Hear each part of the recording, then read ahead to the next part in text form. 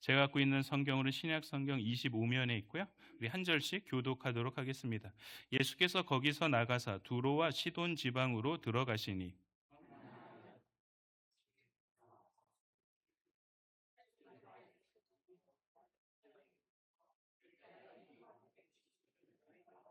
예수는 한 말씀도 대답하지 아니하시니 제자들이 와서 청하여 말하되 그 여자가 우리 뒤에서 소리를 지르우니 그를 보내소서.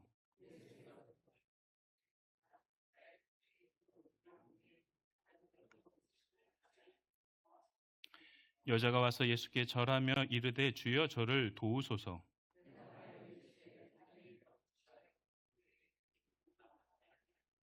여자가 이르되 주여 올소이다마는 개들도 제 주인의 상에서 떨어지는 부스러기를 먹나이다 하니 이에 예수께서 대답하여 이르시되 여자여 내 믿음이 크도다 내 소원대로 되리라 하시니 그때로부터 그의 딸이 나으니라. 아멘. 온전한 믿음으로 주님을 끝까지 붙들라라는 제목으로 말씀 증거하도록 하겠습니다. 여러분, 사람들은 흔히들 믿음이 좋다라는 말을 할 때가 있죠. 여러분, 어떤 때에 믿음이 좋다라는 말들을 할까요? 대부분의 사람들을 보면, 교회를 오래 다니는 사람들을 보면 야, 참 저 사람 믿음이 좋은 것 같아 라고 이야기들을 하죠. 성경에 나오는 지식들, 이 성경에 나오는 내용들을 많이 알고 있는 사람들을 보면 야, 참 저 사람 믿음이 좋은 것 같다라고 이야기들을 합니다. 기도를 오래 하거나 신앙생활을 잘 하는 사람들의 모습을 보며 우리는 믿음이 좋다라고 말합니다. 그런데 우리가 지난주 나눴던 바리새인과 서기관들을 보면 그런 생각이 반드시 맞지는 않다라고 생각할 수 있게 돼요. 그들은 누구보다도 하나님을 잘 안다라고 자부했습니다.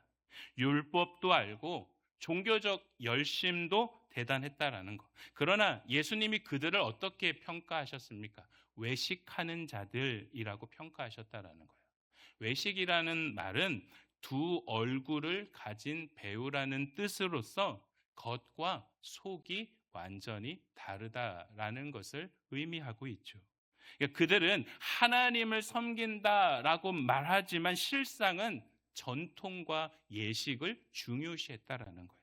하나님보다 형식을 더 중요시하며 체면을 신경 쓰고 있는 그들을 보면서 과연 믿음이 좋다라고 말을 할 수 있을까요?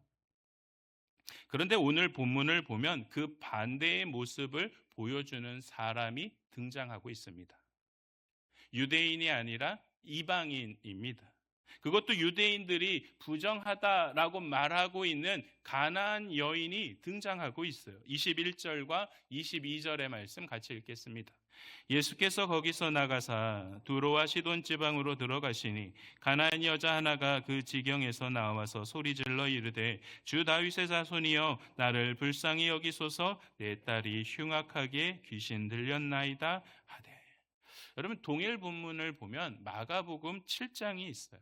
근데 이 마가복음 7장을 보면 이 마태복음에서는 두로와 시돈 지방에 들어가셔서 가나안 여자 한 명을 만났다라고 하고 있는데 동일 본문인 마가복음 7장을 보면 이 여인이 누구인지에 대해서 좀 더 자세하게 설명해 주고 있습니다. 같이 읽도록 하겠습니다.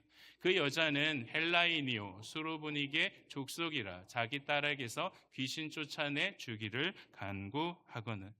여러분, 여기서 수로보니게라는 이 단어는 수리아와 베니게라는 이 두 단어가 합쳐진 단어입니다. 그러니까 수리아에 있는 베니게 지방이라는 것을 의미하고 있어요. 그래서 이 지역에 살고 있는 여자들을 부를 때 수로보니게 여인이라고 했다라는 거예요. 그러니까 우리식으로 표현을 하면 전주댁, 익산댁, 대전 때 이렇게 지역의 이름을 붙이는 것처럼 수로보니게 지역에 살고 있는 여자를 부를 때 이 수로보니게 여인이라고 하고 있죠.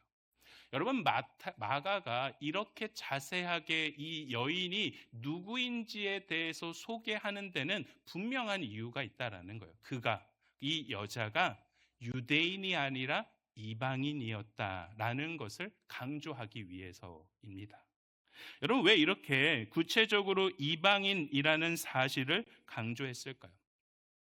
예수님은 유대인인 바리새인과 서기관들과 논쟁이 있으신 이후에 두로와 시돈 지방으로 옮겨가셨다라는 것.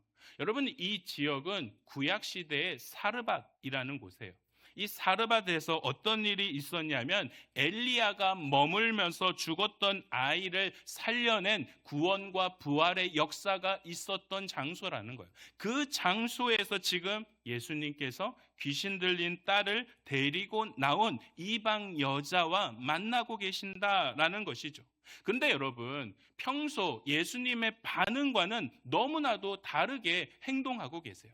평소 같으면 긍휼의 시선으로 바라보시면서 손을 내밀어 고쳐주실 뿐만 아니라 복음에 대한 메시지를 선포하셔서 영적인 구원까지 선물로 주셨던 분이 예수님이신데, 오늘 본문에 등장하고 있는 예수님은 완전히 다른 모습으로 행동하고 계세요. 침묵하시고 거절하시고 심지어 모욕까지 주고 계신다라는 거예요. 왜 그러셨을까요? 여러분, 이것은 분명한 의도가 있는 행동이라고 볼 수밖에 없습니다. 왜냐하면 평상시 주님의 성품과 말과 행동을 보면 알 수 있기 때문이죠. 그래서 오늘 이 시간 우리는 이 숨겨져 있는 예수님의 의도가 무엇인지를 함께 나누려고 합니다. 특히 여인이 이 말과 행동을 행할 때 주님께서 어떻게 반응하시는지에 초점을 맞추려고 해요. 왜냐하면 내 인생에 일어나는 그 기적을 경험하기 위해 우리가 통과해야 할 세 가지 온전한 믿음이 무엇인지에 대해서 오늘 본문을 통하여 배울 수 있기 때문입니다. 그렇다면 본문 속에서 이 수로보니게 여인을 통해 우리가 배워야 할 온전한 믿음이라는 것은 과연 무엇일까요? 첫째로 온전한 믿음은 침묵 속에서 부르짖는 믿음입니다.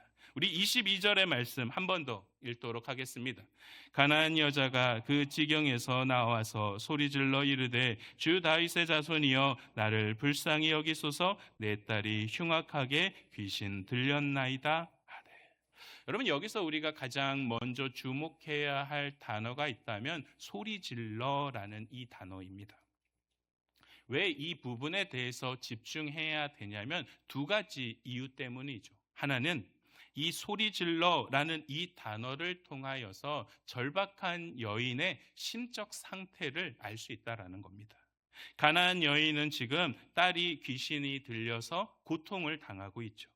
여인이 지금 내 딸이 흉악하게 귀신에 들렸다라고 표현하고 있어요.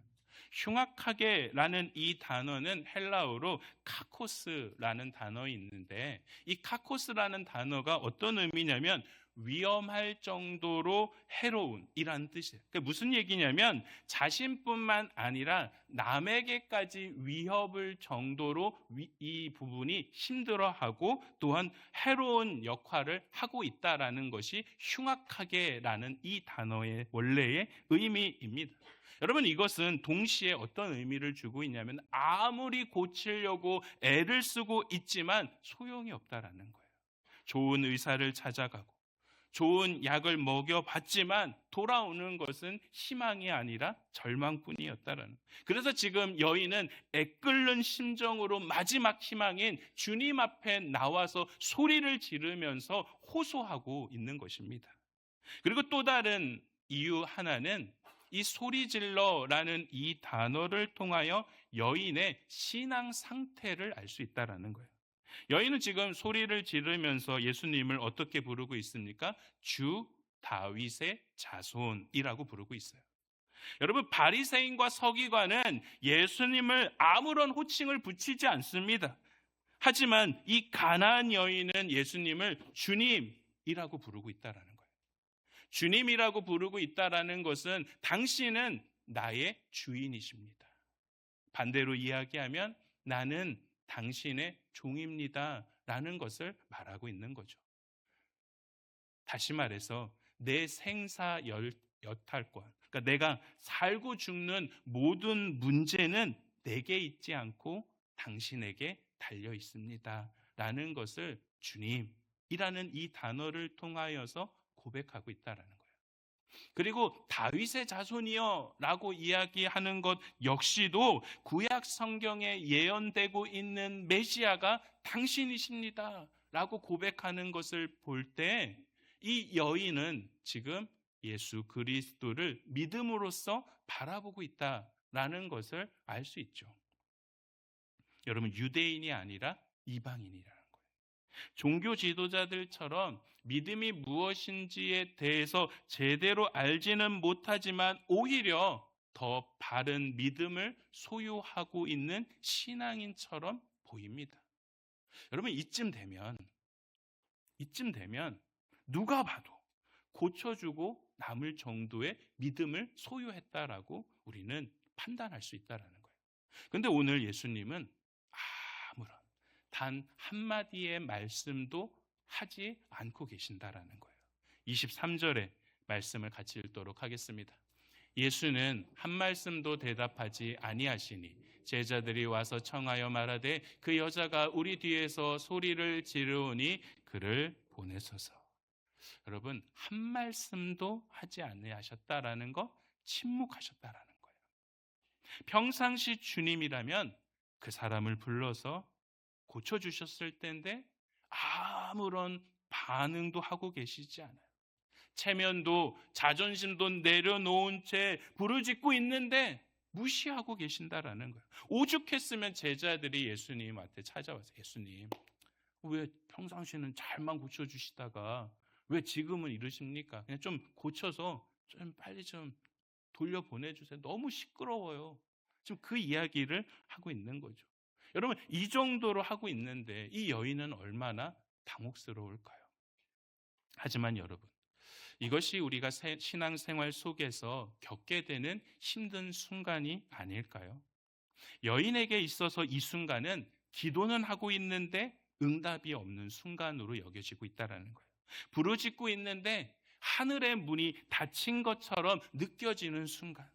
병든 가족을 위해서 기도해요. 자녀의 문제를 위해서 눈물로 기도해요. 목장의 전도 대상자를 위해서 기도하고 무너진 가정이 회복될 수 있도록 붙들고 기도하고 있는데 아무런 일이 일어나지 않으면 우리는 어떤 생각이 듭니까? 하나님 정말 계신가? 하나님 정말 나의 기도를 듣고 계신가라는 의문이 들 수밖에 없다라는 것. 침묵하시는 하나님으로 인하여 답답할 수밖에 없습니다. 그런데 여러분, 하나님의 침묵은 의도된 침묵이에요. 온전한 믿음을 드러낼 수 있게 하시기 위한 과정 중 하나라는 거죠. 지금 예수님은 이 여인을 밖으로 밀어내시기 위해서 침묵하고 계시는 것이 아니라 여인을 당신 안으로, 믿음 안으로 끌어당기기 위해서 침묵하고 계신다라는 거예요.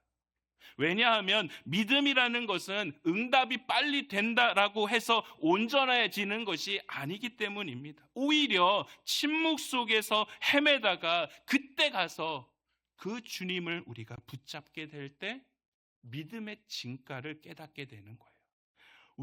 믿음이 왜 중요한지를 그제서야 깨닫게 된다라는 것. 그래서 여러분, 응답이 없어도 포기하지 않는 온전한 믿음을 가진 자로서 성장할 때는 나의 삶에 아무런 근심 걱정이 없을 때가 아니라 오히려 나의 삶이 연약해지고 힘들어지고 고난 속에 있을 때 그 모든 과정들을 겪으면서 믿음의 진가를 깨닫게 되는 그때 응답이 없어도 포기하지 않는 온전한 믿음이 무엇인지에 대해서 우리는 깨닫게 되는 것이죠.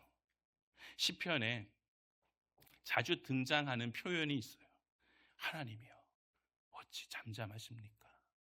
그 시인들이 하나님이여 나 이렇게 지금 죽겠는데 왜 가만히만 계십니까? 왜 잠잠하십니까? 라는 표현들이 자주 등장합니다. 시편 22편 2절의 말씀 같이 읽겠습니다. 내 하나님이여 내가 낮에도 부르짖고 밤에도 잠잠하지 아니하오나 응답하지 아니하시나이다. 다윗의 고백이에요. 내가 낮에도 하나님의 이름을 부르고 밤에도 하나님의 이름을 부르는데 하나님 어떻게 응답하지 않고 가만히 계십니까? 여러분 지금 하나님 앞에 한탄하고 있어요. 그러나 여러분 그 이면에는 무엇이 깔려 있냐면 침묵 속에서도 나는 절대로 하나님을 떠나지 않겠습니다 라는 그 믿음이 깔려 있다라는 거죠.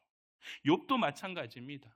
여러분 욥을 보세요. 하루아침에 모든 것을 잃습니다. 재산을 잃고 자녀를 잃고 건강까지 잃지만 그는 하나님의 그 침묵 속에서 여전히 하나님을 찾고 있다라는 것. 그리고 마침내 놀라운 고백을 하는 것이 욥기 13장 15절이에요. 같이 읽을까요? 그가 나를 죽이시리니 내가 희망이 없노라. 그러나 그의 앞에서 내 행위를 아뢰리라.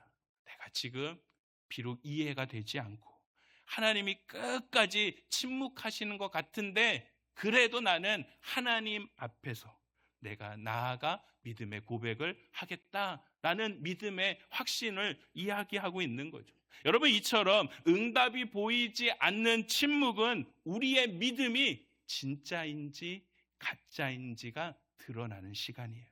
가나안 여인은 주님의 침묵의 앞에 발길을 돌리지 않습니다. 오히려 그 침묵을 뚫고 주님 앞에 나아가고 있다라는 것, 바로 이것이 오늘 우리가 주목해야 할 신앙의 태도라는 것이죠. 성도 여러분, 혹시 여러분의 삶이 이 침묵 속에 홀로 남겨진 듯하게 느껴지십니까? 기도해도 여러분의 삶의 자리에 변화가 없다고 느껴지십니까? 그렇다면 기억하십시오. 주님의 침묵은 결코 쉬고 계시는 시간이 아니라는 것. 우리가 보지 못할 뿐. 여전히 일하고 계시는 하나님의 일하심의 시간임을 믿으시기를 바랍니다. 주님의 침묵은 우리의 믿음을 보석처럼 단단하게 빚으시기 위해 준비하고 계시는 거룩한 기다림과 같습니다. 그래서 오늘도 침묵을 통해 우리를 더 깊은 침묵의 시간으로 인도하시며 더 세상 밖이 아니라 주님 안으로 끌어당기고 계심을 믿으시기를 바랍니다. 그러므로 상황이 변하지 않아도 주님이 잠잠해도 여러분 절대로 포기하지 마십시오. 더 간절하게 주님을 부르며 주님의 품으로 파고드십시오. 우리의 부르짖음이 멈추지 않을 때 비로소 하나님의 구속사가 시작된다라는 것. 결국 온전한 믿음이라는 것은 침묵 속에서도 주님의 신실하심을 끝까지 소리 높여 주님을 찾는 믿음이 온전한 믿음일 줄 믿습니다. 아멘. 그렇다면 둘째로 온전한 믿음은 무엇일까요? 거절처럼 보여도 주님 앞에 엎드리는 믿음입니다. 거절처럼 보여도 주님 앞에 엎드리는 믿음. 24절의 말씀, 우리말 성경으로 함께 읽도록 하겠습니다. 예수께서 대답하셨습니다. 나는 이스라엘 집에 잃어버린 양들 외에는 보냄을 받지 않았다.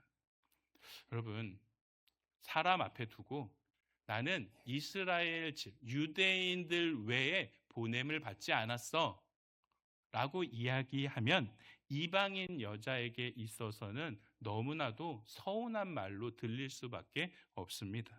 그러니까 마치 너는 축복의 대상이 아니야 라고 하면서 거절하는 것처럼 들릴 수밖에 없다라는 거죠.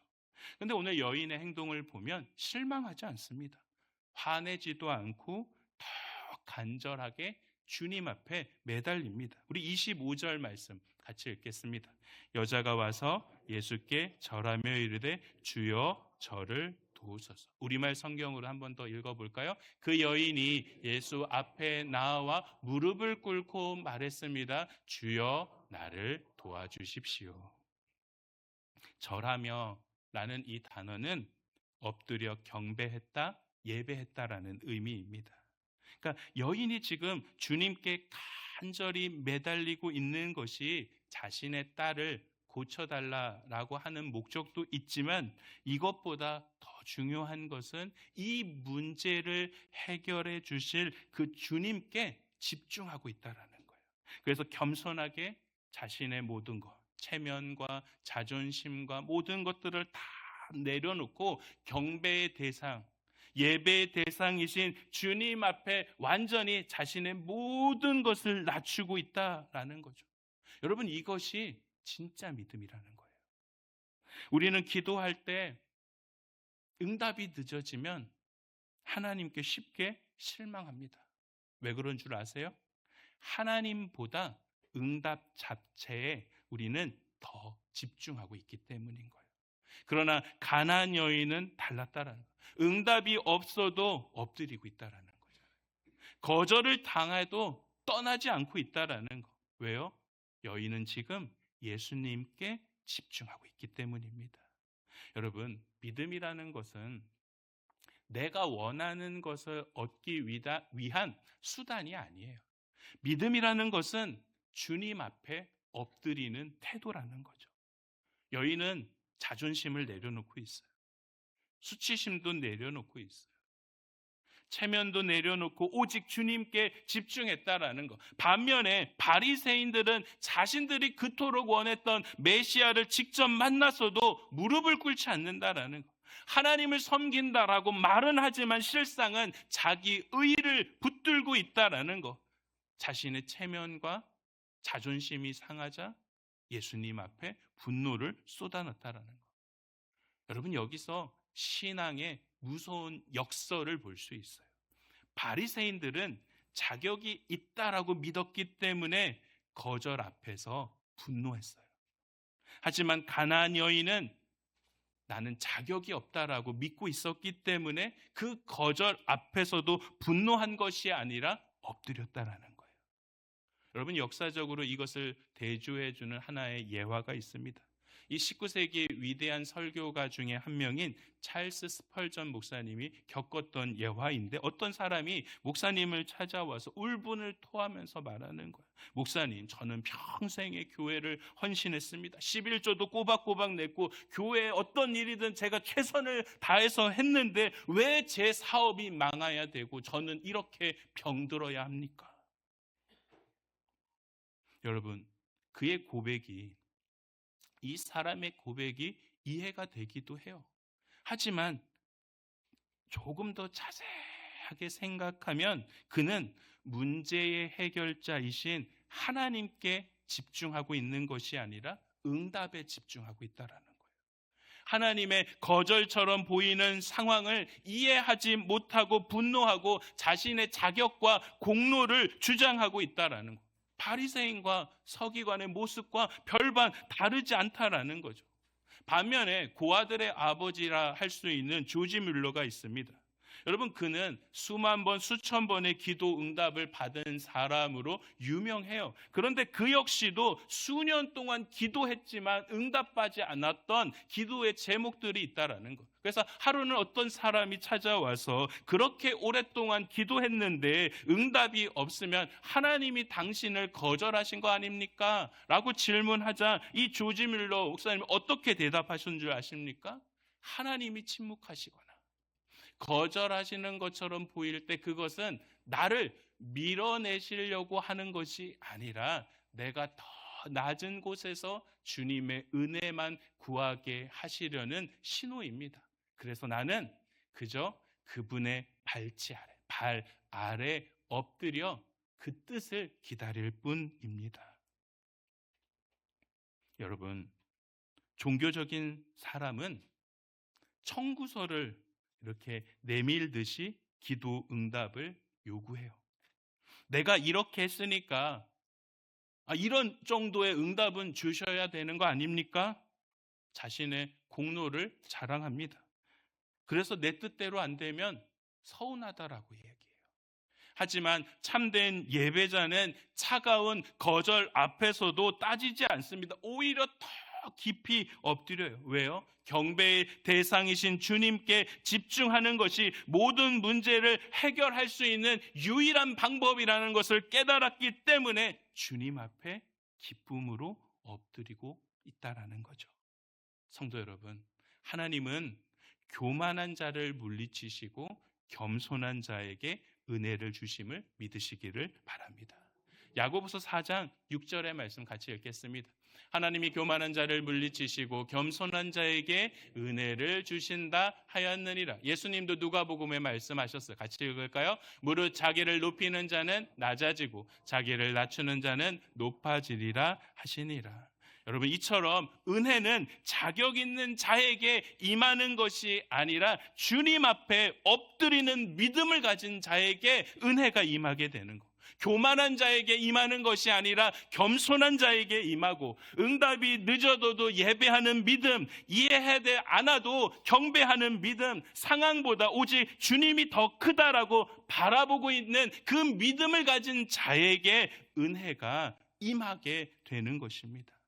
결국 온전한 믿음이라는 것은 내 뜻대로 응답될 때 주님을 따르는 것이 아니라 거절처럼 보이는 상황이라 할지라도 주님의 그 선하심을 의심하지 않고 끝까지 그분 앞에 머무르는 태도가 바로 온전한 믿음일 줄 믿습니다. 그러므로 여러분, 자존심이나 자격을 내세우는 종교인이 아니라 오직 주님 앞에 자신을 낮추시는 참된 예배자로서 살아가시는 저와 여러분 모두가 되기를 소망합니다. 오늘 우리는 온전한 믿음이 침묵 속에서 부르짖는 믿음이며 거절처럼 보여도 엎드리는 믿음이라는 것을 살펴봤습니다. 여러분, 이것으로 충분할까요?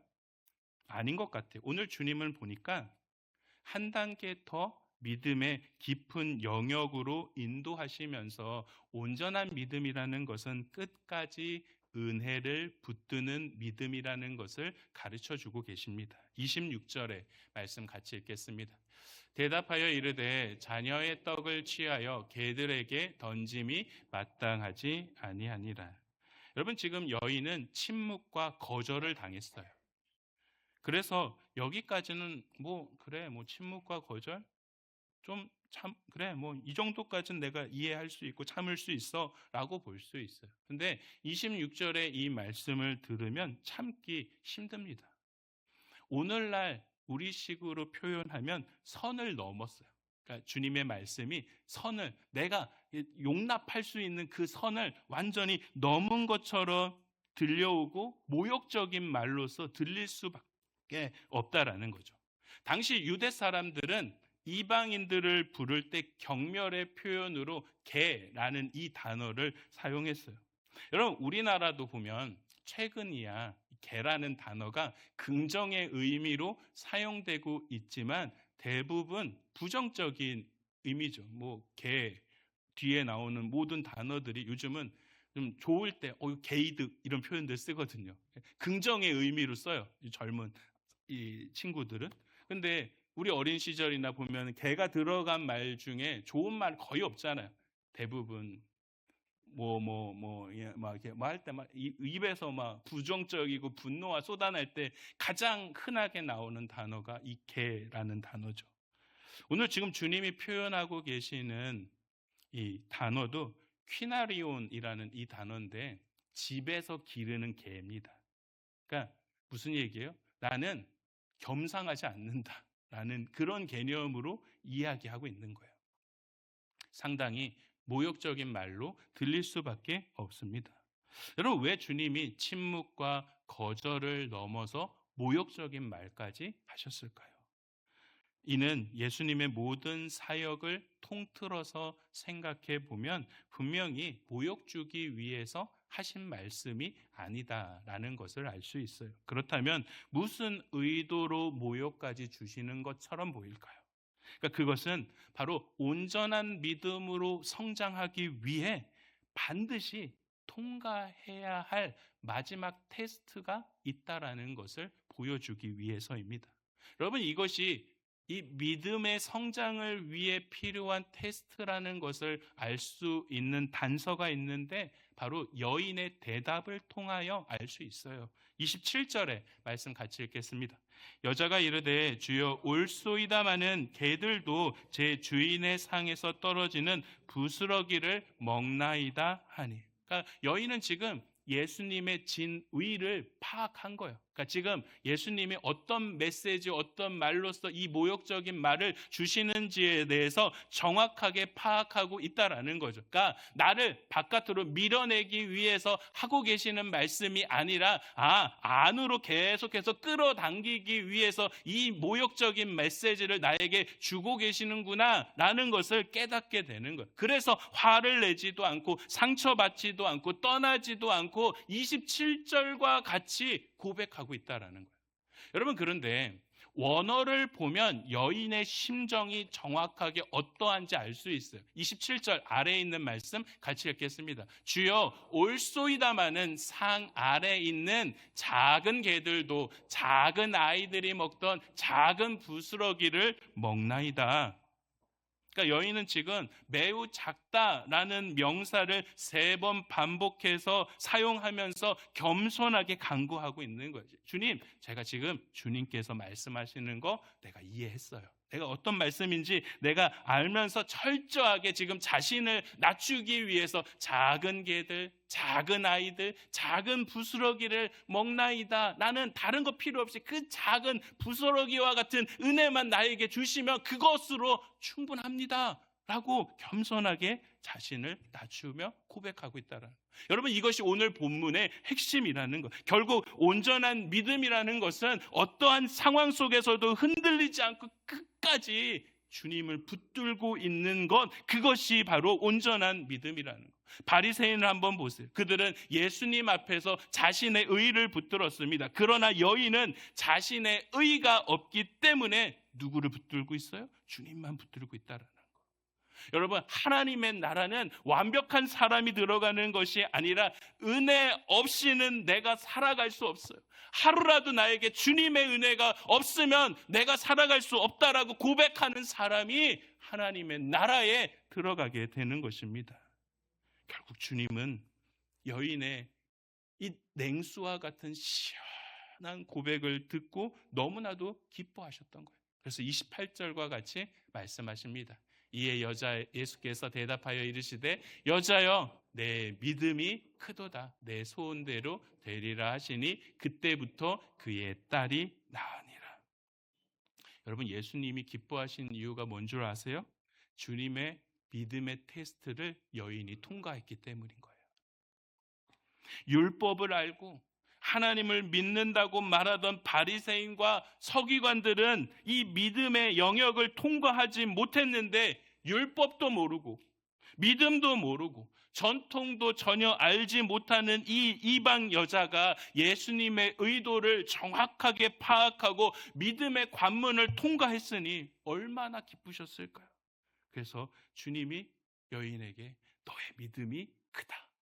너의 믿음이 크다라고 칭찬하신 것입니다. 성도 여러분, 온전한 믿음이란 내 자격이나 자존심을 증명하는 것이 아니라 오직 주님을 끝까지 붙잡는 것이 온전한 믿음일 줄 믿습니다. 여인은 모욕적인 상황조차 주님의 긍휼을 경험할 수 있는 기회로 삼으며 끝까지 붙잡았기 때문에 그의 딸이 고침을 받을 수 있게 되었다라는 것. 그러므로 여러분, 어떤 시련이 나에게 닥쳐와도 오늘 여인이 고백한 것처럼 올소이다마는 이와 같은 고백을 하면서 주님, 저는 그 작은 부스러기와 같은 은혜만 있으면 됩니다.